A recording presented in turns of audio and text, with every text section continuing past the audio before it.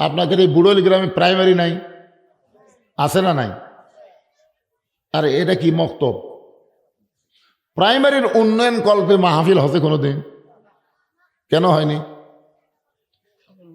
কারণ ৯৫% মুসলমানের দেশে আগডম বাগডম ঘোড়ার সাথে ঢাকঢোলক ঝাঁঝর বাজে। এই মিথ্যা শিক্ষার জন্য সংসদে হাজার হাজার কোটি টাকা বাজেট হয়, আর যেখানে আল্লাহর কোরআনের শিক্ষা দেওয়া হয় মক্তব মাদ্রাসা, তার জন্য সংসদে ১ টাকাও বাজেট নেই। কেন নাই? এ না থাকার পিছনে হলো আল্লাহর কোরআন সম্পর্কে আমাদের কোনো ধারণাই নাই। ধরে কোন কি নাই? এই কোরআন যে সবাইকে শিখতে হবে এটা অনেক মুসলমান এখনো জানি না। মনে করে কোরআন খালি পড়বে গরিবেরা, গরিবের সন্তানেরা আলিম হবে, হাফেজ হবে, আমরা ধনীরা মাদ্রাসাতে একটু দান সদকা করব, আমরা মরে গেলে ওই হুজুর গ্রুপ এসে কোরআন শরীফ পড়ে আমাকে জান্নাতের থেকে আসবে। এমন একটা অবস্থা হয়েছে, ঠিক কিনা বলেন? হ্যাঁ, এমন একটা অবস্থা হয়েছে। সারা জীবন কোরআনের বিরুদ্ধচারণ করছে, কোরআনের হক কথা বক্তাক বলবারই দেয়নি। ওই নেতা যখন মরে গেল তখন আমাদের মতন কিছু হুজুর যাই বলে আয় রে সেই দিকে যাই রে, বোঝা শোনা নাই রে। কিছু হুজুর এরকম আছে না নাই? যাই যে দিকে ডাকে সেই দিকে যাই, সত্য না মিথ্যা এটাও হুজুর দেখে না। এখন হুজুরের গ্রুপ যায়, ওই লোকটা রুহের মাগফিরাতে ৩ খতম কোরআন পড়া দোয়া করতেছে, রব্বানা যালামনা, আল্লাহ আমরা যা কোরআন পড়লাম এর যা সওয়াব হয় সব ওই মুর্দাক দিয়ে দাও। তখন ফেরেশতা কয় আল্লাহ আমরা কি করব? আল্লাহ বলে কোরআন কোনো মরা মানুষের কিতাব না, কোরআন হলো জীবিত মানুষের হেদাত। আপনারা বলেন তো কোরআন মরা মানুষের জন্য খতম দেওয়ার কিতাব? যেই কোরআনের প্রথমে আল্লাহ বললেন যালিকাল কিতাবু লা রাইবা ফি হুদাল লিল মুত্তাকিন, আল্লাহ যদি এখানে বলতেন হুদাল লিন নাস, যে এই কোরআনের মধ্যে কোনো সন্দেহ নাই, এই কোরআন পাইকারে হারে সবাইকে হেদায়েত দিবে, আল্লাহ কিন্তু এ কথা বলে নাই। আল্লাহ বলেছেন হুদাল্লিল মুত্তাকিন, কোরআন থেকে হেদায়েত সবাই পাবে না, মুত্তাকি বান্দা বান্দি যারা আল্লাহর কোরআন থেকে হেদায়েত পাবে তারা। বলেন সুবহানাল্লাহ। এই মুত্তাকি মানে কি? এই যে মুত্তাকি, আল্লাহ বলেন হুদাল্লিল মুত্তাকিন, মুত্তাকিদের ১ নম্বর বৈশিষ্ট্য, কয়েকটা বৈশিষ্ট্যের মধ্যে ১ নম্বর বৈশিষ্ট্য হলো আল্লাযীনা ইউমিনুনা বিল গায়ব, অদৃশ্যের প্রতি বিশ্বাস স্থাপন করা। অদৃশ্য বলতে কি বুঝতেছেন? যাকে আমরা দেখি নাই। আমরা কি কোনোদিন আল্লাহ দেখছি? সে আল্লাহর প্রতি আমাদের বিশ্বাস আছে না নাই? কেমন বিশ্বাস? আপনারা বলেন তো আল্লাহ কি মাঝে মধ্যে দেখে না সব সময় দেখে? সবসময় দেখে। যে যখন আপনি ঘুষ খাচ্ছেন, সুদ খাচ্ছেন, ওই সময় আল্লাহ দেখে? দেখে।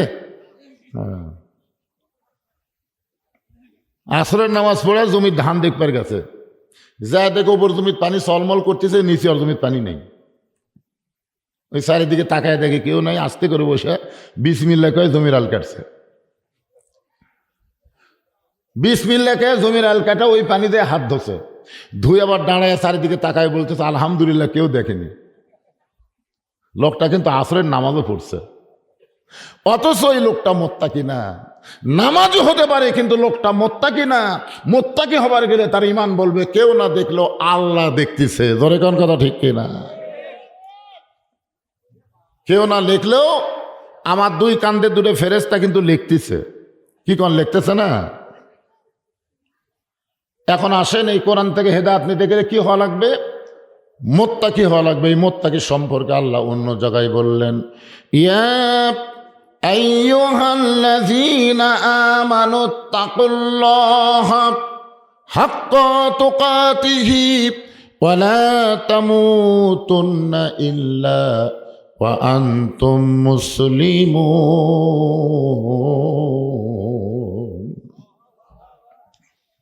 আচ্ছা, এখানে এমন একটা লোক আপনারা আছেন যে লোকটা সাহস করে দাঁড়িয়ে বলতে পারেন হুজুর আমার বাড়ি সব চাইতে কাছে, আমি বাড়িতে যাবার পারবই। এরকম 1-8টা লোক আপনাদের মধ্যে আছে, হুজুর এই বুড়ৈল গ্রামে এই মাহফিল থেকে আমার বাড়ি সব চাইতে কাছে, আমি বাড়িতে যাবার পারবই। এরকম একটা লোক দাঁড়ান তো দেখি। তাহলে এই কথা যদি আপনি বলবার সাহস না পান, তাহলে মাগরিব নামাজ বাদ দেওয়া ওয়াজ শুনতেছেন কোন আক্কেলে?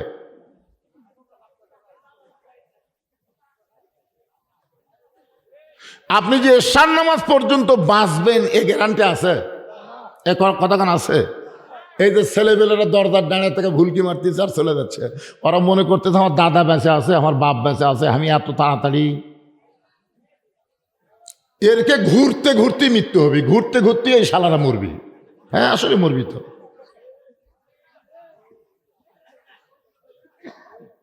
শোনেন আল্লাহর কোরআন এই বুড়া মানুষক শোনা কোনো লাভ হবে না, এই যুবকদের শোনা লাগবে। জোরে কথা কন না কেন ভাইজান?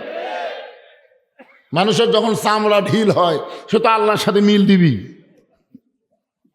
চামড়া ঢিল আল্লাহর সাথে দিছে মিল, আর কোনো অকাম বদকাম করার শক্তি নাই। এখন কি করবি? সারা জীবন ঘুষের চাকরি করছে, চাকরি রিটায়ার হয়ে গেছে, ও এখন আল্লাহর ভয়ে কান্তিছে আর বলতেছে আল্লাহ আমি আর জীবনে ঘুষ খাবো না, আল্লাহ আল্লাহ তুই আমাকে মাফ করে দে, আমি আর জীবনে ঘুষ খাবো না। তুই চাকরি আসা, তোর চাকরি নেই, তুই ঘুষ কেমনি খাবি? ওই সময় কান্দে। আমাদের যৌবন বয়সের সময় আল্লাহকে ভয় করা লাগবে ভাই।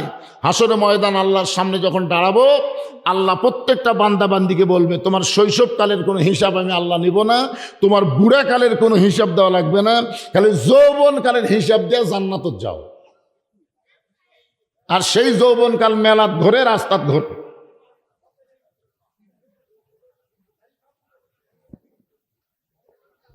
হ্যাঁ শোনেন, একটু মনোযোগ দিয়ে শোনেন। সূরা আসর ছোট্ট একটা সূরা, আপনাদের সামনে সময়ের দিকে খেয়াল করে আলোচনা করবে ইনশাআল্লাহ। এখন আসেন, আল্লাহ তাআলা বলতেছেন ওয়াল আসরি ইন্নাল ইনসানা লাফি খুসর। আসর শব্দের অর্থ হলো সময়। আসর মানে সময়। যেরকম আসর মানে কি? সময় অত্যন্ত একটা গুরুত্বপূর্ণ বিষয়। আমার জীবনের সময়ের দাম আছে না নাই? এখন আমি আল্লাহকে যদি বলি আল্লাহ আমাকে তুমি যত টাকা দিছো সব টাকা ফেরত দাও, 30 বছরের সময় আমাকে ফেরত দাও, আল্লাহ দিবি? 30 বছরের কি মজা রে! এখন এসে বুঝতেছি ভাই, এখন বুঝতেছি সময় কত দাম। এই জন্য আব্দুল আলিম একটা গান গাইছিল, ছোটবেলায় শুনছিলাম কিন্তু গুরুত্ব দেইনি। আমার ভাই এখন গুরুত্ব দিবি ইনশাল্লাহ।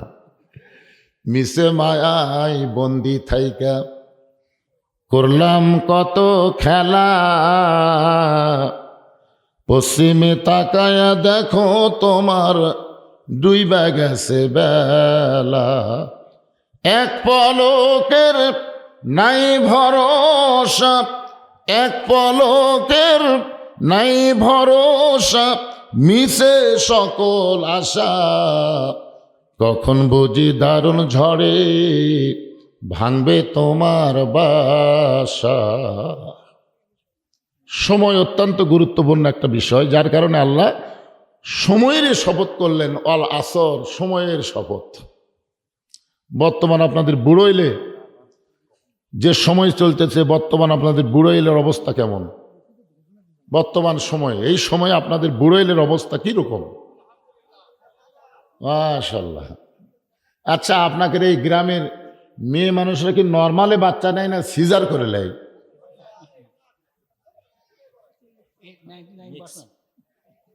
না, নর্মালি যদি বাচ্চা নেয় তাহলে আলহামদুলিল্লাহ, আর সিজার করে নিলে নাউজুবিল্লাহ। আপনারা বলেন তো, আমি একজন ডাক্তারকে বলেছিলাম ভাই মেয়েদের বাচ্চা সিজার কি মেয়ে ডাক্তারই করে? তো ডাক্তার বলতেছে 2-1টা করে, আর বাদ বাকি সব পুরুষ মানুষ করে। তাহলে একটা মেয়ের ওই জায়গায় কোনো পুরুষের দেখা যায় আছে?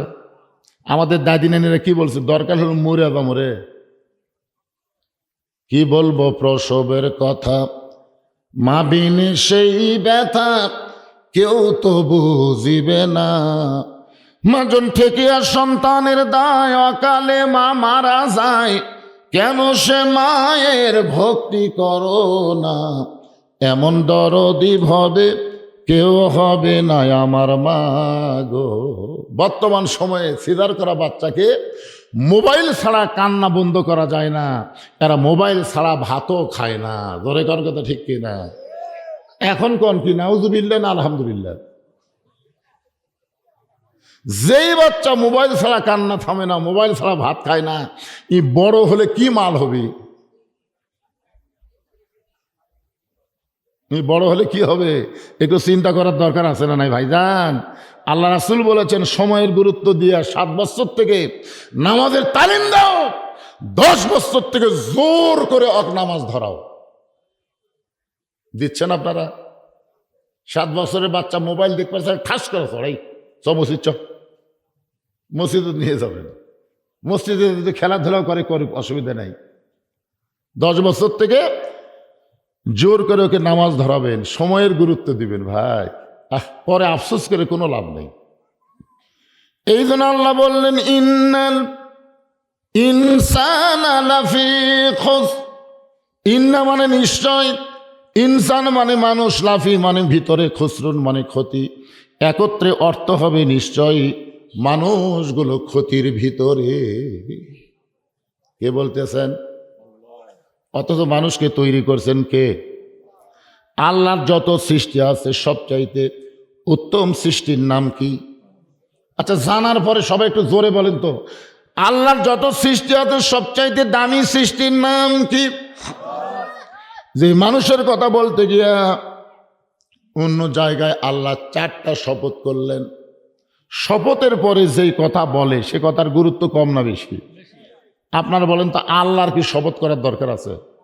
তারপরে আল্লাহ বলতেছেন অতীন ওয়াজাইতুন অতুরি সিনিন ওয়াহাজাল বালাদিল আমিন। একাধারে আল্লাহ 4টা শপথ করার পরে বলতেছেন লাকাদ খালাকনাল ইনসানা ফি আহসানি তাকবীর। মানুষকে আল্লাহ তাআলা সর্বশ্রেষ্ঠ সৌন্দর্য দিয়ে তার চেহারাকে সৃষ্টি করেছে। বলেন সুবহানাল্লাহ। এত সুন্দর সৃষ্টি, এত দামি মানুষ, আর সেই মানুষ ক্ষতির মধ্যে পড়ুক, এটা আল্লাহ চায়? এজন্য আমরা একটা গজল গাই, আদর করে মানুষ আল্লাহ বানায়া কেমনে দিবেন ক্ষতির মধ্যে ফেলিয়া। এই গজল গালে কি গুনাহ হবে? দেখেন গজলটা গায়ে দেখেন, মনের মধ্যে একটা শান্তি পাবেন। আদর করে মানুষ আল্লাহ বানায়া কেমনে দিবেন ক্ষতির মধ্যে ফেলিয়া। কত আদর করে আল্লাহ তৈরি করে ফেরেশতাকে বললেন সেজদা কর। সেজদার মালিককে, আর সে আল্লাহ বলতেছেন উসজুদুলি আদমা, আদমকে সেজদা কর। ফেরেশতারা চমকে উঠছে, যেই সেজদার মালিক আল্লাহ, সে আল্লাহ আদমকে সেজদা করবার বলতেছে। কেন বলতেছে, কি জন্য বলতেছে? ফেরেশতা কোনো প্রশ্ন না করে সমস্ত ফেরেশতারা আদমকে সেজদা করলেন। শুধু একজনই করে নাই ফেরেশতার মধ্যে থেকে, সে কিন্তু ফেরেশতা না, সে হলো জিনের বাচ্চা। কার বাচ্চা? যাকে পরবর্তীতে পাওয়া গেছে ইবলিস। আগে ছিল আজাজিল, সেজদা না দেওয়ার কারণে কি হয়ে গেছে? ইবলিস। আল্লাহ বলতেছে কে রে ইবলিস? সবাই আদমকে সেজদা করলো, তুই করলি না কেন? ইবলিস বলতেছে আল্লাহ আমি হচ্ছে আগুনের তৈরি, আদম হচ্ছে মাটির তৈরি। ইল্লা ইবলিস আবা ইস্তাকবার। সঙ্গে সঙ্গে আল্লাহ বলেন বের হয়ে যা, আমার রহমতের মধ্যে, হেদায়েতের মধ্যে তোর আর কোনো জায়গা নাই, বের হ। শয়তান বলতেছে আল্লাহ 6 লক্ষ বছর আপনাকে সেজদা করলাম, আর একটা সেজদা আদমও করিনি, এত গরম। আল্লাহ কয় লক্ষ বছর করছে? এ জোরে কর, কয় লক্ষ? 6 লক্ষ বছর আপনাকে সেজদা করলাম আল্লাহ, আর আদমকে একটা সেজদা করিনি, আপনি এত রাগ করলেন। আল্লাহ ডাক দিল ইবলিস, আমি আল্লাহ আদমকে এত ভালোবাসি, আমার নিজের চাইতে অনেক বেশি। একটা সেজদা না করার কারণে তোর 6 লক্ষ বছরের সেজদা আমি আল্লাহ বাতিল করে দিয়েছি। সুবহানাল্লাহ করেন না? বুঝবার পারেননি? বুঝবার পারেননি তো? আমি আল্লাহ আদমকে এত ভালোবাসি, আমার নিজের চাইতেও অনেক বেশি। একটা সেজদা না করার কারণে ইবলিস তোর 6 লক্ষ বছরের সেজদা আমি আল্লাহ বাতিল করে দিয়েছি। এ কথার দ্বারা বলেন তো আমাদেরকে আল্লাহ ভালো কম বাসে না বেশি বাসে? কত ভালোবাসে, আল্লাহ নিজের চাইতেও আমাদেরকে বেশি ভালোবাসে। সেই মানুষ ক্ষতির মধ্যে পড়ুক, এটা আল্লাহ চায়। যার কারণে আল্লাহ বললেন, ইল্লাল্লাযীনা আমানু ওয়া আমিলুস সালিহাতি ওয়া তাওয়াসাউ বিল হক ওয়া তাওয়াসাউ বিস সবর। এখানে আল্লাহ 4টা বিষয় বলেছেন। কয়টা বিষয়? 1 নম্বর হলো ঈমান। ঈমান যদি না থাকে, সে যতই আমল করুক আল্লাহর দরবারে কবুল হবে না। আমার দয়াল বাবার দরবারেতে কেউ ফিরে না খালি হাতে। আপনার বলেন তো এই লোকটার ঈমান আছে? কথা জোরে কর না কেন? আপনাকে বুড়োল জুতুল থেকে দয়াল বাবার দরবার যায় না? জোরে কন, চাইকে যায় না? আল্লাহর ধন্য বীরে দিয়া আল্লাহ আছে গায়েব হইয়া, নবীর ধন খাজা নিয়া শুয়ে আছে আজমিরে, কেউ ফেরে না খারি হাতে, খাজা রে তোর দরবারেতে। নাউজুবিল্লাহ কবেন না? সে যদি জিকির করতো, আমার দয়ার আল্লাহর দরবারেতে কেউ ফিরে না খালি হাতে, আল্লাহ আল্লাহ, ঠিক আছে, ঠিক আছে। কিন্তু আল্লাহর জাকাত বাবা ঢুকেছে, আর আল্লাহর জাকাত করতেছে কি? যতই আমল করেন, ঈমান যদি ঠিক না থাকে, তার কোনো আমল আল্লাহর দরবারে কবুল হবে না। এই জন্য 1 নম্বর যে জিনিসটা লাগবে তার নাম কি? সবাই জবান খুলে বলে, নাম কি? ঈমান সম্পর্কে আল্লাহ নবী বললেন, ইকরার বিল লিসান, তাসদিক বিল জানান, আমল বিল আরকান। এরই নাম হলো ঈমান। জবানে বলতে হবে লা ইলাহা ইল্লাল্লাহ, শুধু জবানে বললে হবে না, ওইটা কলিজার মধ্যে জায়গা দেওয়া লাগবে। কলিজার মধ্যে যখন ঈমানের জায়গা হবে, ওই মানুষটার কাছে জীবনের চাইতে ঈমানের গুরুত্ব বাড়বে। আপনারা বলেন তো, আপনাদের কাছে জীবনের দাম বেশি না ঈমানের দাম বেশি? আমি যতই চেষ্টা করি, আমি কিন্তু আমার জীবন বাঁচাবার পারবো। তবে একটু চেষ্টা করলে, আজকে সূরা আসর আলোচনা শোনেন, আমরা একটু চেষ্টা করলে আমাদের ঈমানকে আমরা বাঁচাবার পারবো। তাহলে যেটা বাঁচাবার পারবো তার চেষ্টা করব, না যেটা বাঁচাবার পারবো না তারই চেষ্টা করব? কোনটা? যদি জীবন বাঁচানোর মতন ক্ষমতা থাকতো, খালেদা জিয়া মরতো? কোন মরতো? তার কি লোকজন কম আছে? টাকা পয়সা কম আছে? এবার কি আর বাংলাদেশ সবচাইতে ভালো হাসপাতাল, বিদেশি ডাক্তার এনে তাকে চিকিৎসা করা হলো, তারপরও তাকে মরা লাগলোই। এখান থেকে প্রমাণ হলো, আমরা যতই চেষ্টা করি জীবন বাঁচানো যাবে না, তবে একটু চেষ্টা করলে আমাদের ঈমানকে আমরা বাঁচাবার পারবো। তাহলে আমাদের কাছে জীবন বাঁচান ফরজ না ঈমান বাঁচান ফরজ? জোরে বলেন। আপনার 2 কান্দের 2টা ফেরেশতা তো লিখতেছে, আবার এখানেও কিছু ফেরেশতা আল্লাহ পাঠায় দিছে। মুখ বন্ধ করে থাকেন না, মুখ বন্ধ সবসময় করা যায় না, বুঝলেন?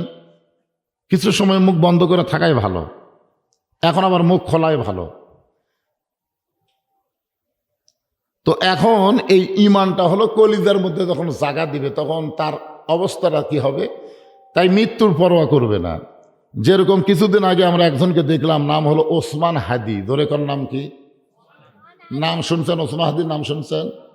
আকাশেতে লক্ষ তারা, একটা চাঁদের আলো, 1000 কোটি মানুষের চাইতে একজন ওসমান হাদি ভালো।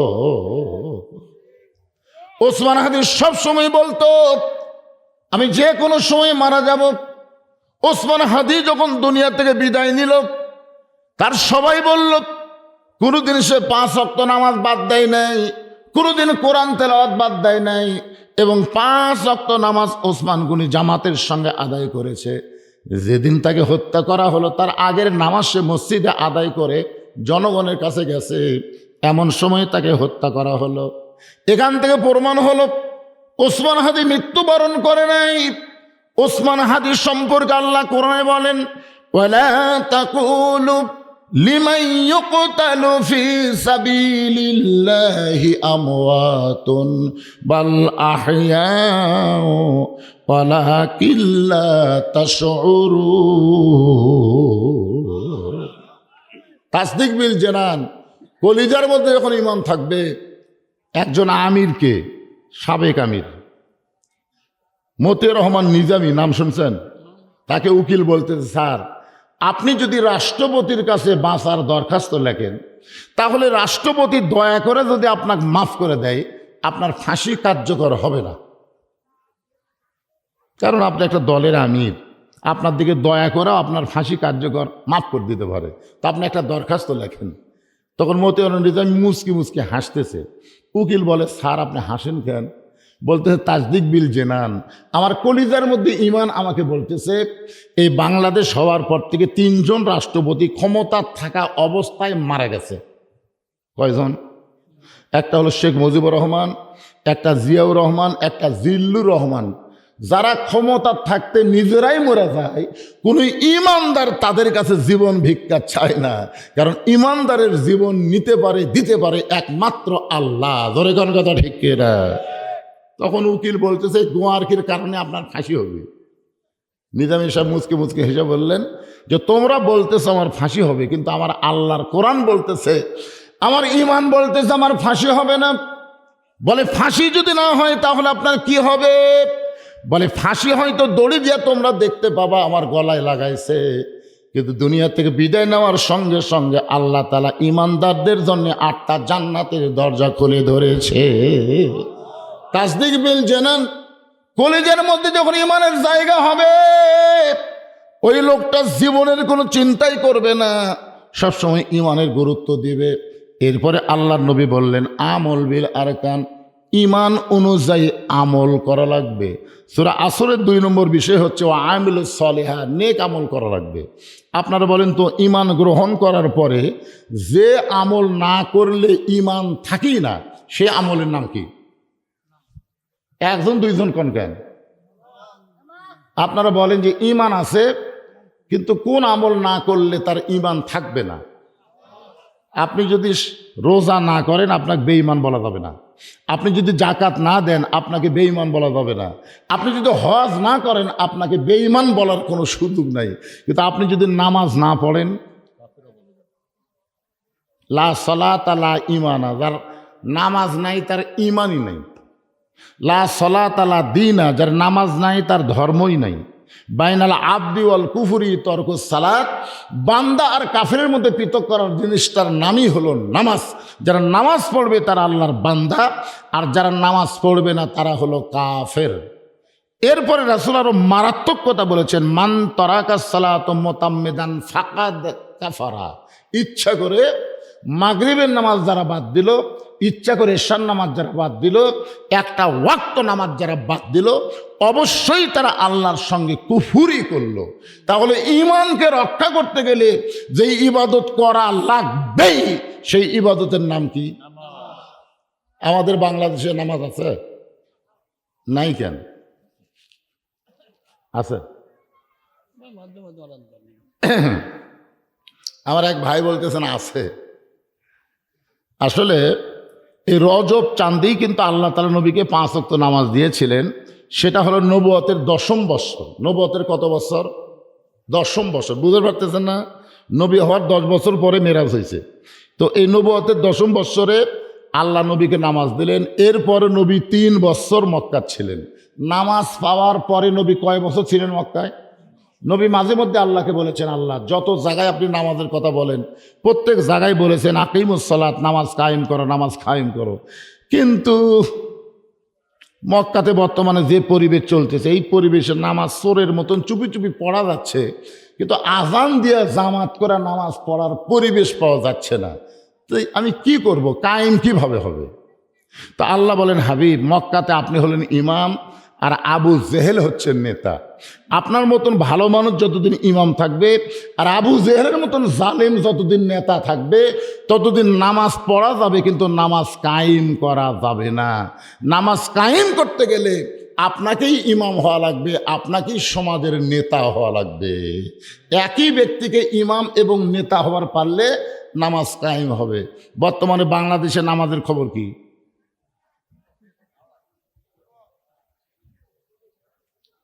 বাপ পড়ে, বেটা পড়ে না। দেখবেন আজ ফজর আজান শুনে বাবা চেতন পায়, বেটা ল্যাপের মধ্যে গোতা মারে। গোতা মারা বোঝেন না? আগে আসলে 3.5 হাত, আজান শুরু হওয়ার পরে হচ্ছে 2.5 হাত।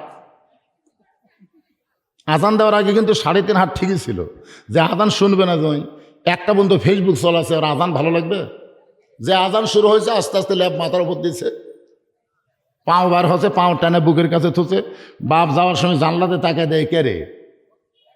পাও নাই, মাথাও নাই, মনে হয় চাউলের বস্তা ঢাকা থুছে। বিড়াই যেমন ইন্দুর ধরে, বাবা চুপি চুপি এসে বেটার কম্বল টান দিয়ে দেখে সাইড থেকে সকালবেলা কুত্তের সাইজ আর কম্বলের মধ্যে বেটার সাইজ একই সাইজ।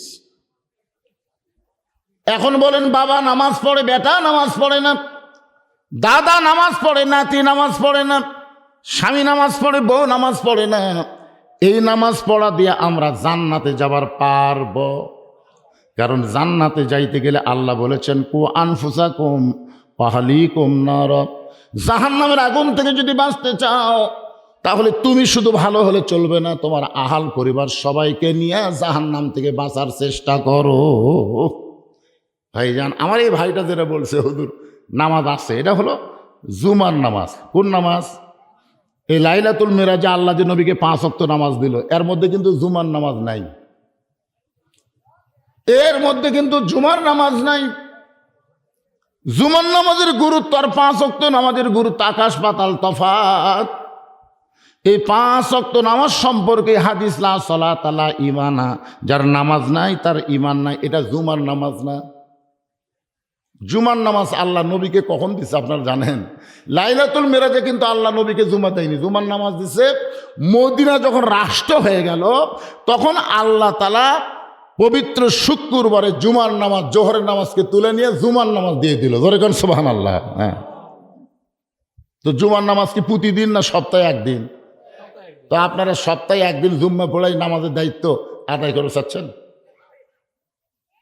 প্রত্যেকটা মসজিদ দোতলা হচ্ছে। আপনারা বলেন তো, দোতলা যত মসজিদ হচ্ছে আপনাকে এলাকার বা আশেপাশে যত জায়গায়, এই দোতলা মসজিদ কি 5 ওয়াক্তর জন্য হচ্ছে না জুমার জন্য হচ্ছে? সব জুমা। ফজরের খবর কি? ফজর বুঝতেছেন না হুজুর, শীতের দিন। জোহরের খবর কি? কাজ কামের দিন। আসরের খবর কি? হাট বাজারে গেছে। মাগরিবের খবর কি? হাট বাজার করে আসে হিসাব করতেছে। এশার খবর কি? ওই ফজরের মতো। তো ফজরের মতো কয় কাতার ভাই? বলে ওই যে হুজুর 1 কাতার। তো মসজিদের মধ্যে কয় কাতার? কয় 6 কাতার। তো 1 কাতারই হয় না, তাহলে দোতলা করবে কেন? তখন সেইটারই বলতেছে, ওই যে জুমার দিনে সবার শেষে এসে আগে যায়, ওই শালাকের জন্য দোতলা করা লাগতেছে।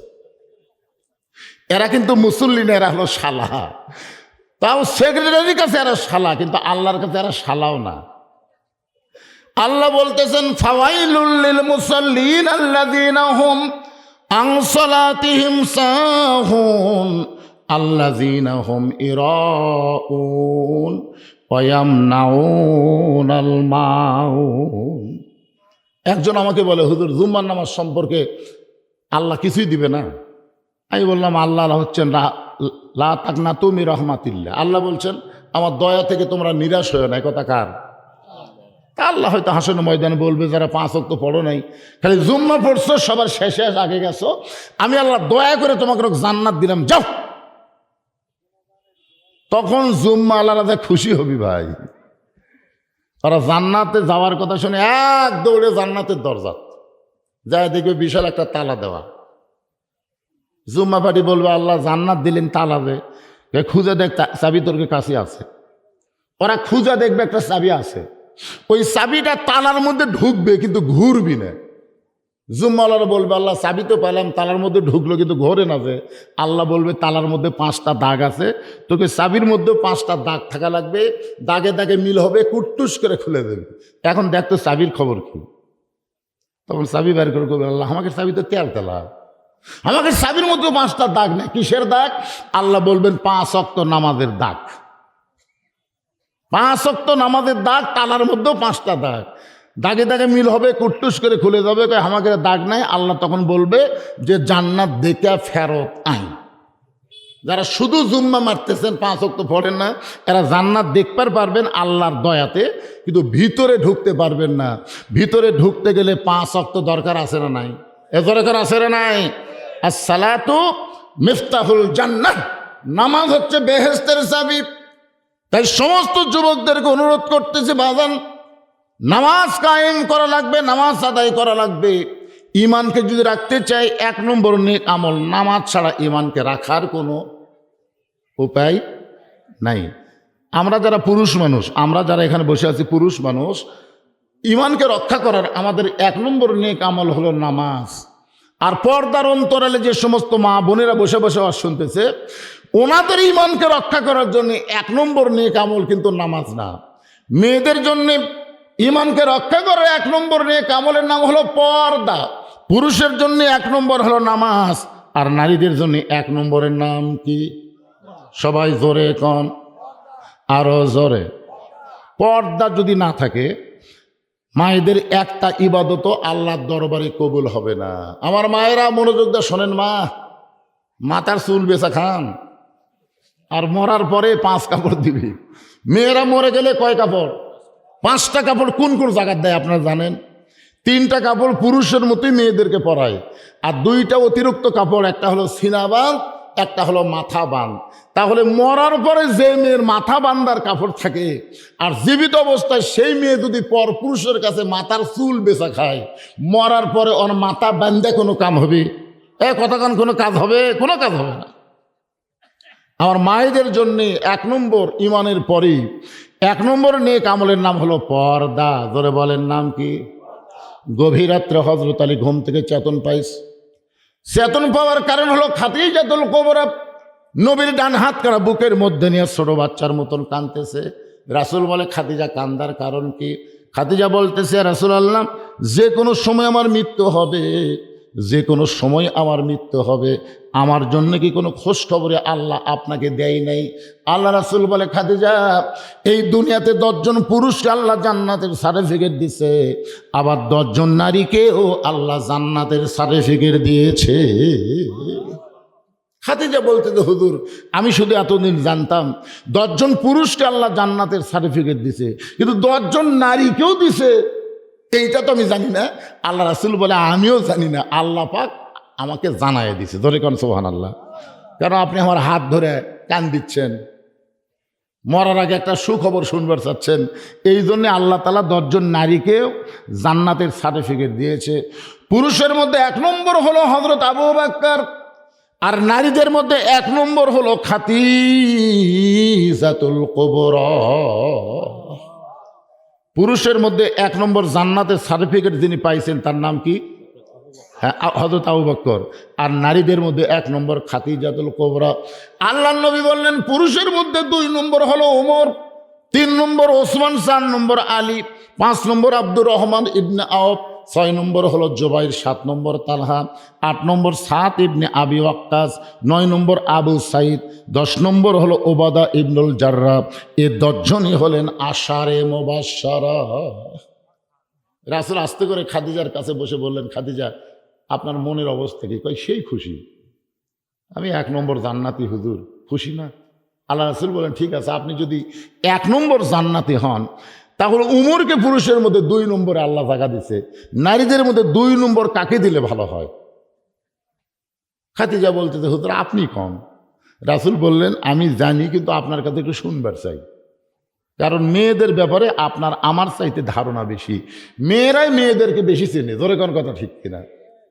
আল্লাহ নবী বলেন, খাদিজা, পুরুষের মধ্যে 2 নম্বরে যদি ওমর থাকে, নারীদের মধ্যে 2 নম্বর কে হলে ভালো হয়? খাদিজা বলতে, হুজুর আমার কাছে যখন শুনতে চান তাহলে শোনেন, নারীদের মধ্যে 2 নম্বর আমার কলিজার টুকরা ফাতেমা হলে ভালো হয়। সঙ্গে সঙ্গে নবী খাদিজার কপালে চুমা দিয়ে বলেন, খাদিজা, আমার মাধ্যমে আল্লাহ আপনার পেট থেকে 4টা মেয়ে দিছে। কয়টা? 4টা মেয়ে দিছে। আপনি অন্য 3টা মেয়ের নাম না বলে সরাসরি ফাতেমার নাম বলার পিছনে কারণ কি? খাদিজা বলতে, হুজুর আপনি বাবা তো আপনি বুঝবেন না। কারণ কোন সন্তান কেমন এটা বাবা জানে না, এটা জানে তার মা। সুবহানাল্লাহ দেখেন, এদের সন্তানগুলো যে রাস্তা ঘুরতেছে, এরা কেন ঘুরতেছে? যদি জানবার চান, ওর মাও যদি বেঁচা থাকে, ওর মায়ের কাছে যান, ওর মাও বলে দিবার পারবে যে আমার ছেলে মাহফিলে বসলো না কেন, ওরা বাহিরে ঘোরে কেন, ওরা মা কিন্তু জানে। এরা বাহিরে ঘোরার কারণ হলো ওর যখন ওই যখন মায়ের পেটে আসছিল, তখন মাও পেটত দিয়ে গোটা বুড়োই পাড়া ঘুরিছে, ওই পেটের মধ্যেই ঘোরনি ব্যারাম পাশে, ওই বের হয়ে আসে আর কোনো জায়গায় স্থির থাকবার পারে না, ওর সবসময় খালি ঘোরেই। আমার 5 এক ছেলে আমাকে বলে, হুজুর 11 মাস আমার খিদা কম, কিন্তু রমজান মাসে এত খিদা লাগে কেন? আমি বললাম তোর মা বেঁচে আছে? কয় আছে। তা মায়ের কাছে যা। কয় হুজুর আমার মা কেমনে জানবি? আরে পাগলা, যাস না কেন? ওই মায়ের কাছে গিয়ে বলতেছে, মা 11 মাস আমার খিদা কম, কিন্তু রোজার মাসে এত খিদা কেন? তখন মা বলতেছে, এ দোষ আমার না, এ দোষ হলো তোর দাদির। তোর দাদি রমজান মাসে আমার কাছে এসে বলেছে, বৌমা এবছর রোজা রাখা যাবে না, এবছর রোজা রাখা যাবে না, কারণ তুমি রোজা রাখলে পেটের বাচ্চা শুকা যাবে, এই রোজা না রাখা পেটের বাচ্চা তাজা রাখো। আমি তোর দাদির কথা মতো রোজা না রাখা খাসি, তুইও পেটের মধ্যে খাসু, এই জন্য রমজান মাসেই তোর খাওয়া শুরু হতো রে, যার কারণে তুই বাইরে আসে আর রোজা থাকবার পারিস না। এই জন্য একজন নেপোলিয়ান বলেছে, দেখছেন এই ওয়াজ করার পরে দেখেন পাশে বসার ভিড় দেখছেন এখন ওরা চিন্তা করতেছে আমাদের কারণে আমাদের মায়ের দোষ হোক, এটা আমরা চাই না। কেরে বাজান পিছনে জায়গা হচ্ছে না, একটু চাপা আসেন তো, চাপা আসেন। হ্যাঁ সামনে দেখলে চাপা বসেন। হ্যাঁ ছেলেরা যারা বেড়া ঘুরতেছ, মাকে যদি ভালো করবার চাও তাড়াতাড়ি ভিতরে আসো। একজন নেপোলিয়ান বলেছে, ভালো একটা সন্তান যদি পাওয়ার চাও, ভালো একটা বাপের দরকার না মায়ের দরকার? জোরে বলেন। মা যদি ভালো হয়, সন্তান আল্লাহর ওলি হয়। মা যদি নষ্ট হয়, সন্তান খারাপ হয়ে যায়। খাদিজা বলতেছে, ইয়া রাসূলুল্লাহ, আপনি হলেন বাবা, আমি হলাম মা, কোন সন্তান কেমন এটা আমি জানি, কিন্তু আপনি জানবেন না। সুবহানাল্লাহ বলবেন না? আল্লাহ রাসূল বলেন, খাদিজা এই কথা তো আমার কোনোদিন কননি, আজকে একটু বলেন তো। খাদিজা বললেন, হুজুর আপনার বড় মেয়ে, আমার বড় মেয়ে জয়নাব যখন আমার পেটের মধ্যে ছিল, নবীর খাদিজার মাধ্যমে সবচেয়ে বড় মেয়ের নাম হলো জয়নাব। জোরে বলে নাম কি?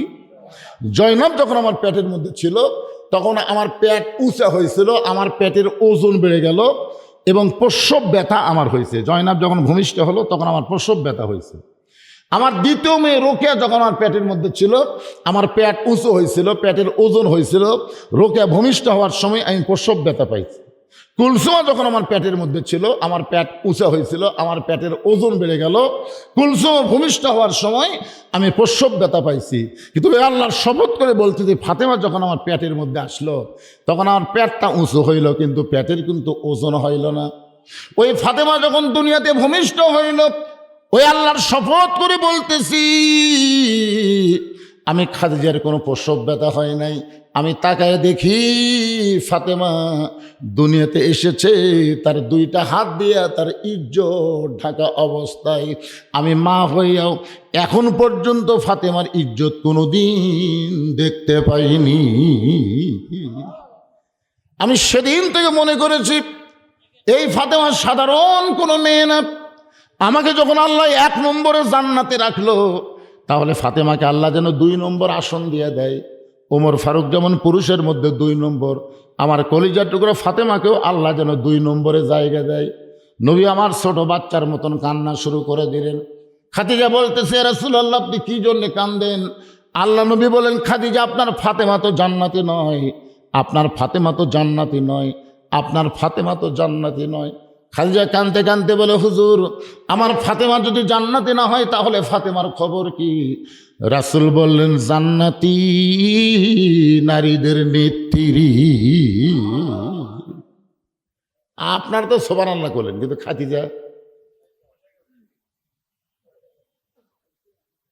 খাদিজা বলে, হুজুর কি করলেন?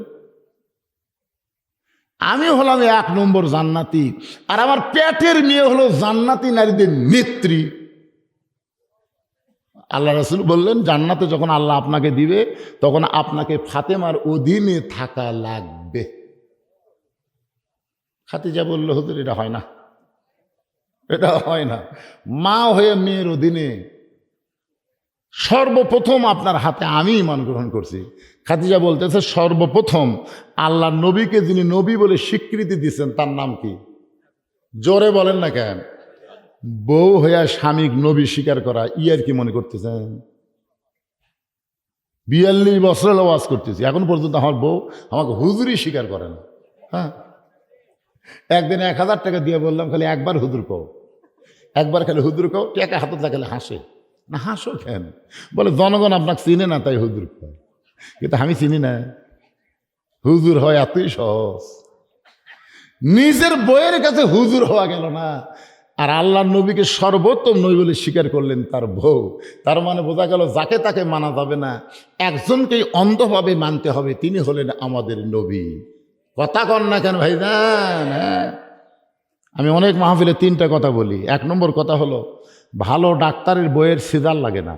যারা বড় বড় ডাক্তার তারা বউরে সিজার করায় না, কারণ সিজার করলে বাচ্চার ক্ষতি, মায়ের ক্ষতি। এই জন্য আপনারা খেয়াল করে দেখবেন আপনাদের কাহালুতে যারা বড় বড় ডাক্তার এদের বইয়ের নর্মালে বাচ্চা হচ্ছে। 2 নম্বর হলো মৌলানাদের বাড়িতে মিলাদ লাগে না। মৌলানারা পরের বাড়িতে মিলাদ পড়ায় কিন্তু নিজের বাড়িতে মিলাদ লাগে না। আর 3 নম্বর হলো কোনো পীরের বউ কোনোদিন মুরিদ হয় না, কারণ পীরের বউ জানে আমার পীর সাহেব মাঝে মধ্যে মুরিদের বইয়ের দিকে চোখ মারে, এ লুচ্চার হাতে কে মুরিদ হবি রে? কয়টা কইলাম? 1 নম্বর হলো ডাক্তারের বইয়ের সিজার লাগে না, 2 নম্বর মৌলবীর বাড়িতে মিলাদ লাগে না, 3 নম্বর পীরের বউ মুরিদ হয় না। সর্বপ্রথম যিনি নবীকে নবী বলে স্বীকার করেছেন তিনি হলেন নবীর দরদের বিবি খাদিজা। শুধু স্বীকারই করে নাই, যত সম্পদ ছিল খাদিজার সব আল্লাহ দিয়ে দিস। সুবহানাল্লাহ কন্যা খান, সমস্ত সম্পদ আল্লাহ দিয়ে দিস। এরপরও খাদিজা বলতেছে, ও গো নবী, আমি মারে বাদ দিয়া মেয়েকে আল্লাহ জান্নাতে এদের নেত্রী বানাইলো। এই নেত্রী বানানোর পিছনে কারণ কি? আল্লাহ নবী বলেন, খাদিজা 2টা কারণে আপনাকে বাদ দিয়ে আপনার পেটের মেয়ে ফাতেমাকে আল্লাহ খাতুনে জান্নাত ডিগ্রি দিয়েছে। যারা বলেন কয় কারণ? আমার মায়েরা যারা পর্দার অন্তরের বসে আছেন, মা একটু মনোযোগ দিয়ে শুনবেন। সূরা আসরের 2 নম্বর, ওয়া আমিলুস সালিহা, পুরুষের জন্য 1 নম্বর হলো নামাজ, আর নারীদের জন্য 1 নম্বর হলো পর্দা। রাসূল বলেন, খাদিজা 2টা কারণের 1 নম্বর কারণ হলো আপনি কত বছর বয়সে ঈমান গ্রহণ করেছেন? খাদিজা বলতে যে হুজুর, আমি যখন ঈমান গ্রহণ করেছি তখন আমার বয়স হলো 55 বছর। মা খাদিজা যখন নবীকে নবী বলে স্বীকার করেছে তখন খাদিজার বয়স কত? 55 বছর। আল্লাহ নবী বলেন, খাদিজা ঈমান গ্রহণ করার আগে আপনি কি ছিলেন? খাদিজা বলতেছে, ইয়া রাসূলুল্লাহ, ঈমান গ্রহণ করার আগে আমি কাফের ছিলাম। আল্লাহ নবী বললেন, আপনার জীবনের 55 বছর আপনি কুফরি হালে কাটাইছেন, এখন বলেন তো আপনার ফাতেমা কত বছর কুফরি হালে কাটাইছে? খাদিজা বলতেছে, জান্নাতি জান্নাতি, আমার ফাতেমা জান্নাতি হয়ে জন্ম নিয়েছে। এখন বলেন 2 কারণের 1 কারণে আপনি কি জিতলেন না ঠকলেন? খাদিজা বলে, হুজুর খালি ঠকা, এ তো জাতের ঠকা। ধরে কর কিসের ঠকা? আল্লাহ রাসূল বলে, খাদিজা 2 নম্বর কারণ হলো আপনার নাকের সাইজ কেমন, আপনার মুখের সাইজ কেমন, আপনার দাঁতের সাইজ কেমন, আপনার গায়ের সাইজ কেমন, এটা কি দুনিয়ার কোনো পুরুষ বলতে পারে? খাদিজা বলতেছে, রাসূলুল্লাহ 40 বছর বয়সে আপনাকে যখন আমি স্বামী বলে স্বীকার করলাম, ওই সময় মক্কার সবচাইতে ধনবতী রমণী ছিলাম। এই ধনবতী রমণী হওয়ার পিছনে আমার অনেকগুলো ব্যবসা ছিল। এই ব্যবসা চালাইতে গিয়ে হাজার হাজার পুরুষের সঙ্গে আমার লেনদেন হয়েছে। কেমন আমার মুখের সাইজ কেমন, আমার গায়ের রং কেমন, এটা দুনিয়ার বহু পুরুষ বলতে পারে। আল্লাহ রাসূল চোখের পানিয়ে বলেন, খাদিজা এখন বলেন আপনার ফাতেমার নাকের সাইজ কেমন, আপনার ফাতেমার চোখের সাইজ কেমন, ফাতেমার মুখের সাইজ কেমন, এটা দুনিয়ার কত পুরুষ বলতে পারে? খাদিজা বলতে, পর্দানিশী, আমার ফাতেমা পর্দার ভিতরে জন্ম নিয়েছে। আল্লাহ রাসূল বললেন, আপনি মা হয়ে শুধু বলতেছেন ফাতেমা পর্দার মধ্যে জন্ম নিয়েছে, কিন্তু আমি নবী বলতেছি ফাতেমা শুধু পর্দার মধ্যে জন্ম নেয় নাই, ফাতেমা পর্দার মধ্যেই বড় হবে, ফাতেমা পর্দার ভিতরেই বড় হবে। এই দুনিয়া তখন বিদায় নেবে, তখন ফাতেমা পর্দার ভিতরে দুনিয়া থেকে বিদায় হবে। সুবহানাল্লাহ কন্যা কেন? পর্দার মধ্যে কি নিছে? জন্ম নিছে। এই তিনটা জিনিস খেয়াল করবেন। পর্দার মধ্যে কি নিছে? পর্দার মধ্যেই বড় হবে, পর্দার মধ্যেই মরার সময় পর্দার মধ্যেই। আর আমাদের বাংলাদেশের গুলো কি?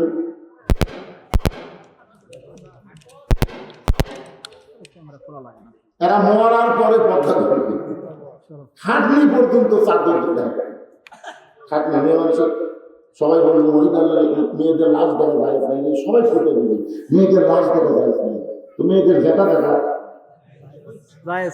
না, লাশ দেখা যদি যায় না হয় জেতা দেখা যায়।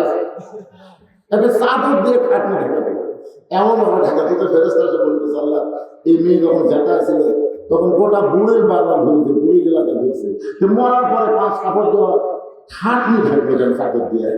ফেরেশতা বলতেছে, আল্লাহ বলতেছে ফেরেশতারা এই দেশের নাম বাংলাদেশে, ওই দেশের মেয়েরা বাঁচতে পর্দা না করলে মরার পরে করবে, আপনারা বলতেন মরার পরে পর্দা করে কোনো লাভ হবে? আল্লাহ রাসূল বলেন খাদিজা শোনো, ফাতেমা শুধু পর্দার মধ্যে জন্ম নেয়নি, ফাতেমা পর্দার মধ্যে বড় হবে, ফাতেমা পর্দার মধ্যে দুনিয়া থেকে বিদায় নেবে।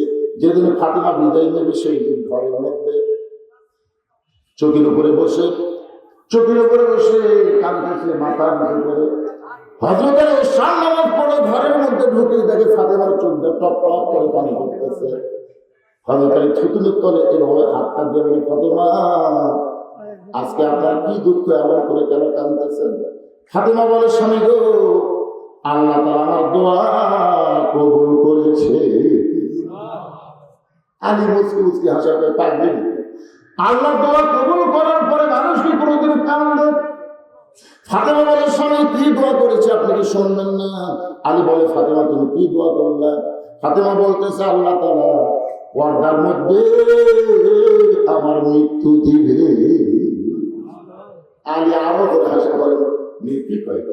আরে পাগলি, যে পর্দার মধ্যে বড় হয়েছে তার মৃত্যু তো পর্দার মধ্যে হবে, তাহলে কান্দার কারণ কি? ফাতেমা বলে, স্বামী ওই মৃত্যুটা কবে হবে এটা আপনি শুনবেন না? আলী বলেন, ফাতেমা মৃত্যুর খবর দুনিয়ার কোন মানুষ বলতে পারে না, মৃত্যুর খবর দুনিয়ার কোন মানুষ বলতে পারে না। ফাতেমা বলতে কিন্তু আগে আল্লাহ ফাতেমাকে জানাইছে আজকে গভীর রাত্রে ফাতেমার মৃত্যু হবে। যে মাত্র বলছে গভীর রাত্রে ফাতেমার মৃত্যু হবে, গাছের গোড়া গাছটা যেমন পড়ে যায়, হযরত আলী তেমনি পড়ে গেলেন ঘরের বাসায়।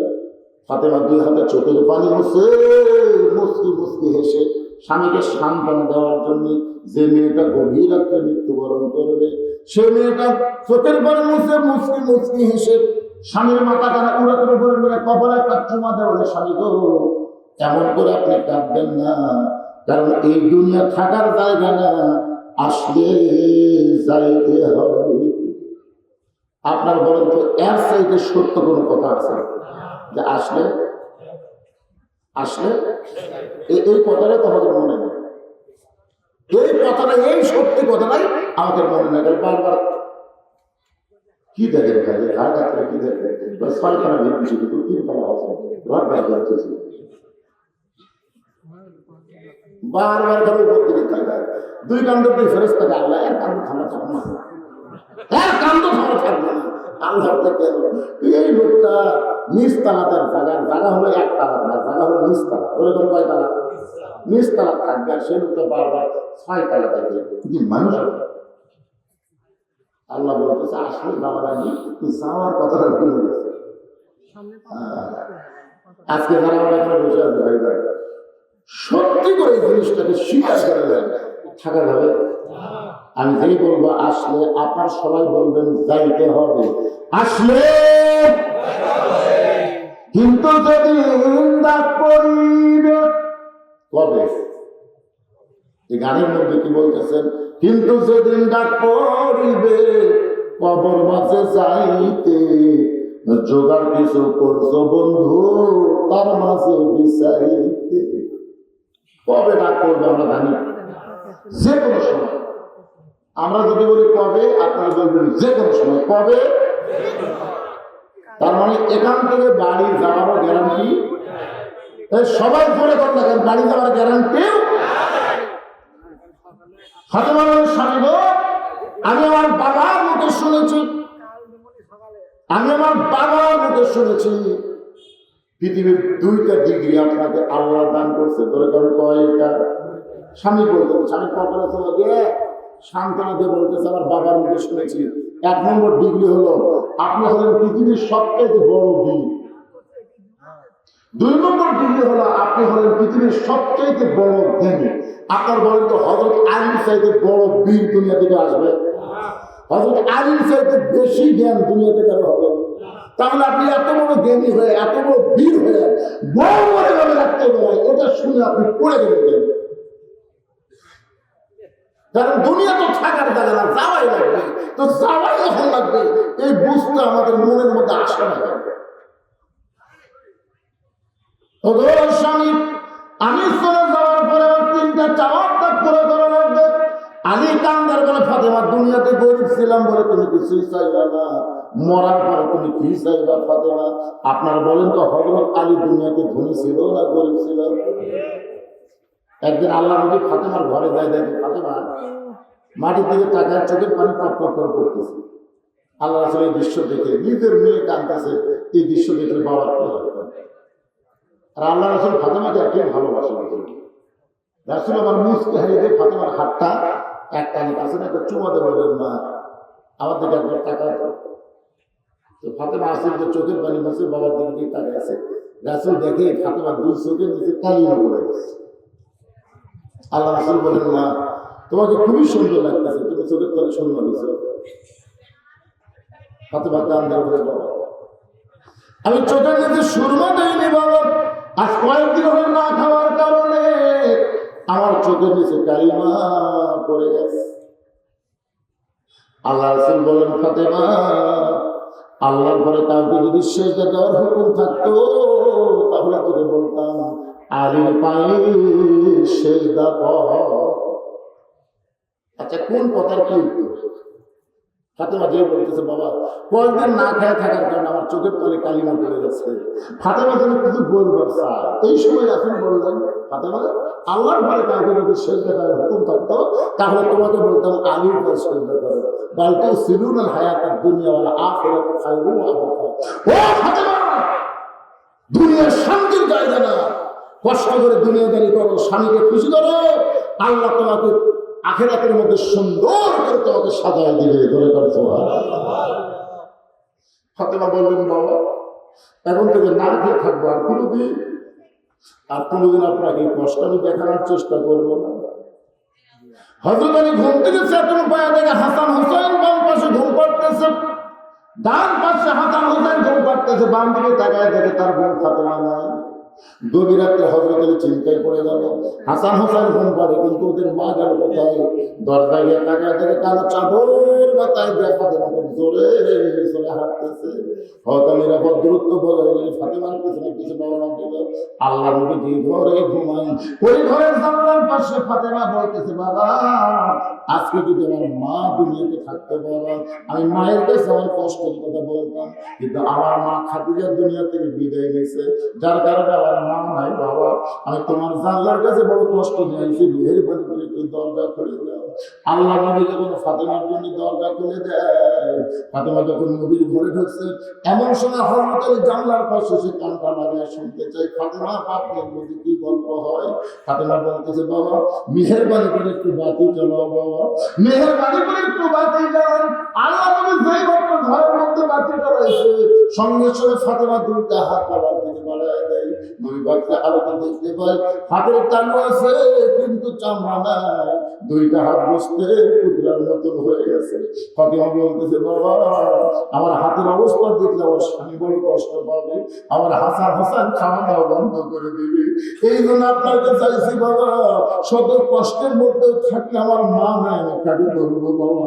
3টে দিনের জন্য একটু খাবার ব্যবস্থা করেন, 3টে দিন পরে যখন আমার হাতটা ভালো হবে আবার আমি ঝাঁকা ঘুরাইব বাবা, মাত্র 3টে দিনের জন্য আমাকে একটু খাবার ব্যবস্থা করে দেন। হযরত এই দৃশ্য নিজের চোখে থেকে বলে, ফাতেমা রে দুনিয়ার জীবনে কষ্ট পাবো বলে কোনোদিন তুমি কিছুই পারো নাই। আজকে মরে যাওয়ার সময় তুমি কি চাইবে ফাতেমা? ফাতেমা আমার 1 নম্বর চাওয়া হলো আমি মরে যাওয়ার পর রাতের অন্ধকারে আমাকে দাফন করবেন। আমার 2 নম্বর চাওয়া হলো আমার কোনো জানাজার ব্যবস্থা করবেন না। মেয়ে মানুষের বিশাল জানাজার কোনো দরকার নাই, লক্ষ লক্ষ মানুষ মেয়ে মানুষের জানাজায় হবে না, ফাতেমা চায় না। ফাতেমা বললে আমার জানাজার কোনো ব্যবস্থা করবেন না। আলী বলতেছে ফাতেমা তুমি নবীর মেয়ে, তোমার মৃত্যুর খবর শুনে হাজার হাজার মানুষ জানাজায় দোয়া করবে, তুমি কি দোয়া চাও না? ফাতেমা কান্দে বলে স্বামী গো, দুনিয়ার সমস্ত মানুষ যদি বলে ফাতেমা ভালো আর আপনি যদি বলেন আমার ফাতেমা ভালো না, ফাতেমার 1 তিল পরিমাণ লাভ হবে না।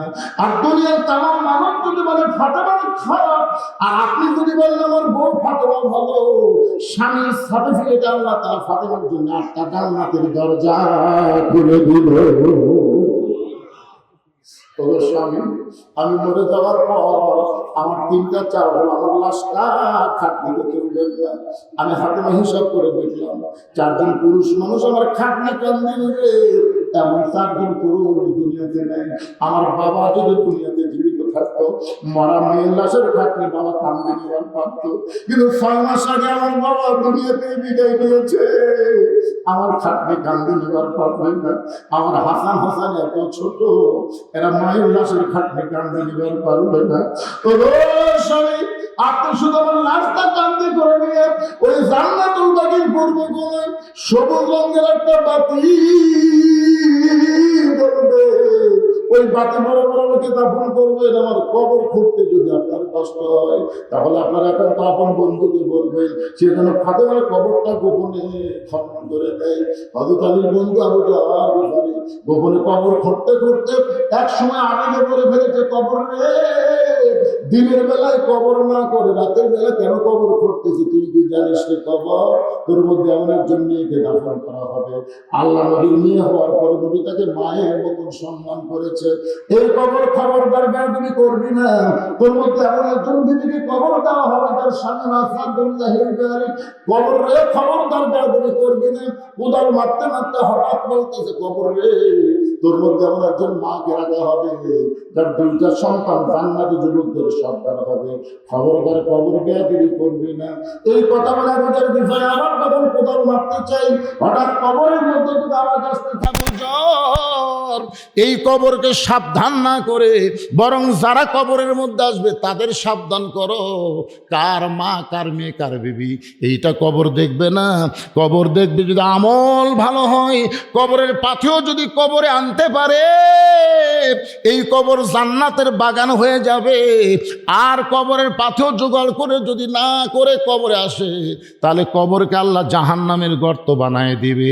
আজকে যারা আমরা এখানে এসে বসে আছি ভাই, যে কোনো সময় আমাদের মৃত্যু হবে, কখন আমরা মরে যাব কেউ তো জানি না।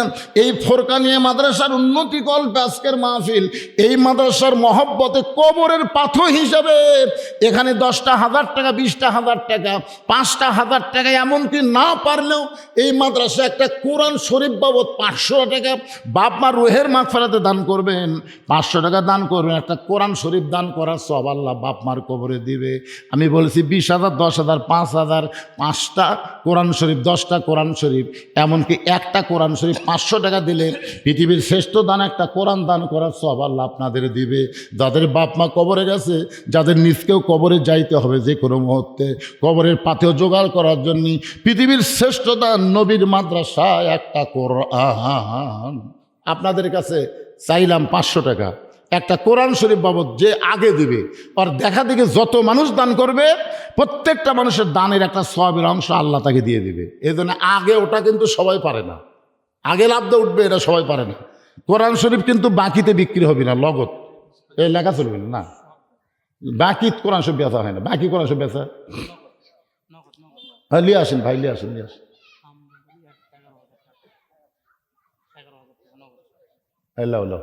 মাশাআল্লাহ, ওনার নাম কি? সোহাগ। সোহাগ আল্লাহর বান্দা কোরআন শরীফ বাবদ নগদে 500 টাকা দান করছে। আর বাকি কি দিবে লেখালেন?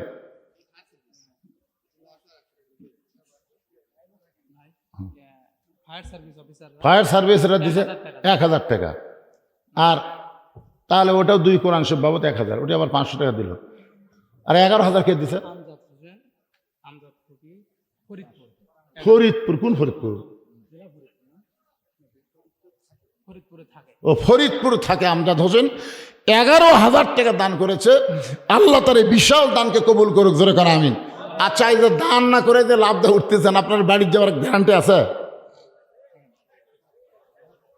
হ্যাঁ, আদায় ধরা হবে না, তাহলে ও আজই করা লাগবে। আবু বকর সিদ্দিক সাহেব প্রধান অতিথির সাথে এসেছেন, উনি আমার ভাই। কোরআন শরীফ বাবদ 500 টাকা দান করছে। আল্লাহ দানকে কবুল করেন, জোরে বলে আল্লাহুম্মা আমিন। এই মাহফিলের ছেলেরা কোথায় রে? এই মাহফিলের ছেলেরা ভিতরে ব্যাগলা ঢোকো, 10 টাকা 20 টাকা 50 100 মা বোনদের কাছে যাও। আমার মা বোন আজকে অনেক দান করবে, মায়েরা অনেক দান করবে ইনশাল্লাহ, মায়েদের কাছে যাও।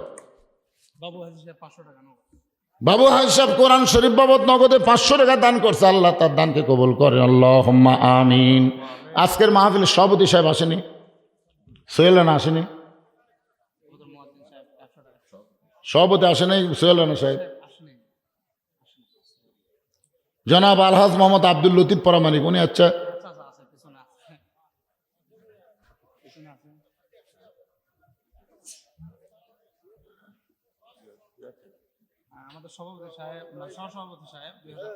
সহসভাপতি আব্দুল লতিফ সাহেব 2000 টাকা দান করছে।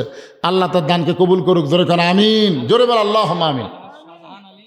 আলহাজ শাহজাহান আলী 2টা কোরআন শরীফ বাবদ নগদে 1000 টাকা দান করছে। আল্লাহ তার দানকে কবুল করে, আল্লাহুম্মা আমিন। কেরে ব্যাগলা দাঁড়ায় না, কেরে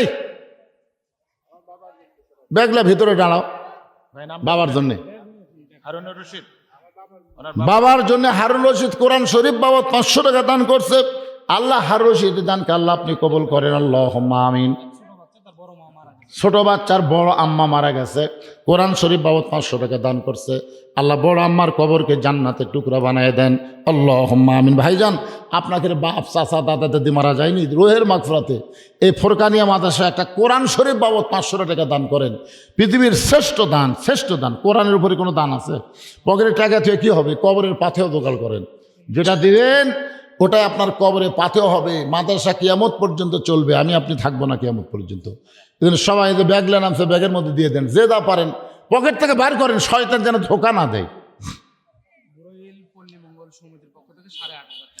বুড়ইল পল্লী মঙ্গল সমিতির পক্ষ থেকে 8,500 টাকা, ধরে বলেন মারহাবা। এই যে 11,000 একটা দিল, এটা আবার 8,500 দিল, এটা কেন বেসাইজ দাম? 11 12 দেখ, 12 মাসে 12,000, আবার 8,500 দিছে। 10 করলে ভালো হয়। আজকের মাহফিলের সম্মানিত প্রধান অতিথি আছে আপনি, এবার কম দিলেন কেন? ও আচ্ছা আচ্ছা, গত বছর 17,000 দিচ্ছেন, মাশাআল্লাহ। 17টা শরীক 17,000 দিচ্ছে। বুলবুল আহমেদ 500 টাকা দান করছে। আল্লাহ বুলবুল আহমেদের দানকে আল্লাহ আপনি কবুল করেন, আল্লাহুম্মা আমিন। আজকের মাহফিলের জনাব মোহাম্মদ সিরাজুল ইসলাম লিটন, উনি আছে আচ্ছা। প্রধান অতিথি শহীদুল ইসলাম সাহেব, বলেন, আপনি বলেন, খুশি খুশি বলেন। খুশি খুশি দেওয়াই আছে। মুঘল সাহেব 500 টাকা দান করছে, আল্লাহ দান কবুল করেন। তো তাহলে খুশি খুশি যদি দেওয়া থাকে, তা আমি আবার বেদার করবো কি জন্য? কোন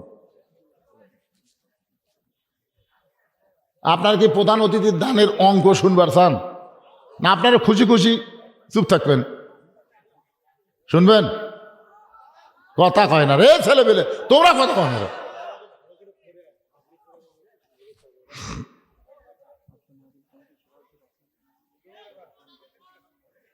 শুনবেন কোন?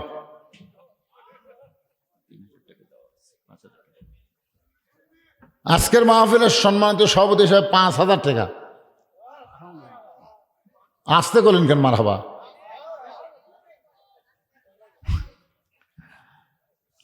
হয়নি? ফোরকানিয়া মাদ্রাসা, এটা হাফিজে মাদ্রাসা অনেক দিত।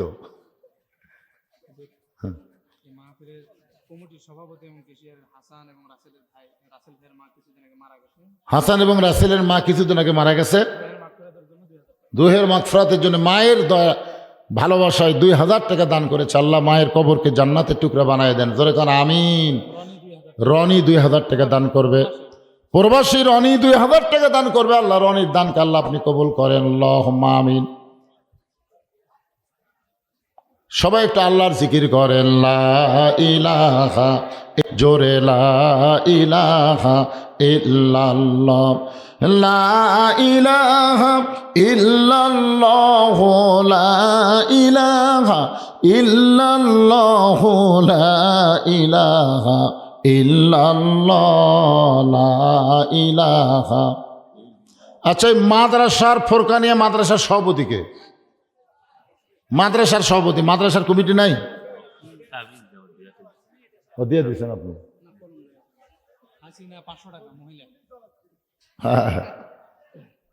একজন মা 500 টাকা দান করছে, তার নাম নিব? অবশ্যই অবশ্যই নেবে। হাসিনা। নাম কি? আরো জোরে। মাশাআল্লাহ। অনেক মেয়েদের নাম হাসিনা, কিন্তু এই বর্তমান সময়ে নামও কয় না, গোপনে দেয়। একটা গজব পড়ে গেছে, ঠিক কিনা বলেন? হাসিনা শব্দের অর্থ খুবই ভালো। জহুল ইসলাম কি দিল? 500 টাকা দান করছে। জহুল ইসলামের দানকে আল্লাহ আপনি কবুল করেন। আল্লাহ নেক নিয়ত নেক আশা পুরা করেন। আল্লাহুম্মা আমিন। সূরা আসরের 3 নম্বর বিষয় হলো তাওয়াসসাবিল হক। হক কথা বলতে হবে, হক পথে চলতে হবে। প্রয়োজনে হকের পক্ষে জীবন দেওয়া দরকার আছে না নাই? এ দরকার আছে না নাই? যদি হকের পক্ষে বাংলাদেশে জীবন না দেওয়া শুরু হতো, হাসিনার মতন ফ্যাসিস্ট কিন্তু বাংলাদেশ থেকে পলাতো না। ধরে কোন কথা ঠিক কি না? বহু আন্দোলন, বহু কিছু আছে, কিন্তু তো জীবন দেওয়া যখন শুরু হয়ে গেছে, এই জন্যে হক পথে থাকতে হবে, হকের পথে কথাও বলতে হবে। হকের পথে প্রয়োজন হলে জীবন দেওয়া লাগতে পারে। আল্লাহ বলেছেন ওয়াতাওয়াসাবিল হক। সূরা আসরের 4 নম্বর বিষয় হলো ধৈর্য ধারণের কথা বলা হচ্ছে। নানা রকম বিপদ আপদ মুসিবত আসতেই পারে আল্লাহর পথে যারা আছে। আল্লাহ বলতেছেন ওয়ালানাবলুওয়ান্নাকুম বিশাইয়্যিম মিনাল খাউফি ওয়াল জুই ওয়া নাকসিম মিনাল আমওয়ালি ওয়াল আনফুসি ওয়াস সামারাতি ওয়া বাশশিরিস সাবিরিন। আল্লাহ যেন আমাদের এই 4টা আমল বুঝ মোতাবেক আমল করা তৌফিক দান করে। সকলে বলে আমিন। 1 নম্বর হলো ঈমান। জোরে করে 1 নম্বর কি? ওয়া আমিলুস সলিহার মধ্যে পুরুষের 1 নম্বর নামাজ, নারীদের 1 নম্বর পর্দা, হক পথে চলা, হক কথা বলা, প্রয়োজনে বিপদ আপদ মুসিবতে ধৈর্য ধারণ করা। সবাই বসেন, ভাই সবাই বসেন। অনেক আগে এশার নামাজের আজান হয়েছে, কিন্তু আমরা নামাজ আদায় করিনি। এখানে মাহফিল শেষ করে নামাজ হবে। রানা ভাই প্রবাসী 3000 টাকা দান করছে। আল্লাহ রানা ভাইয়ের দানকে আল্লাহ আপনি কবুল করেন। আল্লাহুম্মা আমিন। আল্লাহুম্মা আমিন। আইজা রহমান আল্লাহর একজন বান্দা কোরআন শরীফ বাবদ 500 টাকা দান করছে। আল্লাহ তার দান কবুল করুক। সকলে বলে আল্লাহুম্মা আমিন। হ্যাঁ, সবাই ইস্তিগফার করুন। আস্তাগফিরুল্লাহ রব্বি মিন কুল্লি জামবি ওয়া আতুবু ইলাই লা হাওলা ওয়ালা কুওয়াতা ইল্লা বিল্লাহিল আলিয়্যিল আযীম। অসুস্থ দোয়া চেয়েছে গোলাম রহমান টিটু। সবার জন্য দোয়া হয়। আমি তো অসুস্থ, আমার গলা এরকম ভেড়া, কিন্তু শীতের কারণে গলাটা ডেবে গেছে, কথাই বলা যাচ্ছিল না। এলাকার মাহফিল না হলে আমি বলতাম যাওয়া যাবে না, অসুস্থ। এসেছি, আপনারা বলতেছেন আরও 1 ঘন্টা চলবে, আরও 1 ঘন্টা চলান যায়। 1 ঘন্টা করেই কথা বলা এখন কষ্ট। 6টার সময় উঠে এখন 8টা বাজবে, মোনাজাত করতে করতে 8টা, 2 ঘন্টা হয়ে গেল। হ্যাঁ, আজকের মাহফিলের সম্মানিত সভাপতি সাহেব আসে নাই, ওনার জন্য দোয়া করা হবে। যারা এসেছেন সকলের জন্য দোয়া করবো। আল্লাহুম্মা আমিন। আল্লাহুম্মা আনতাস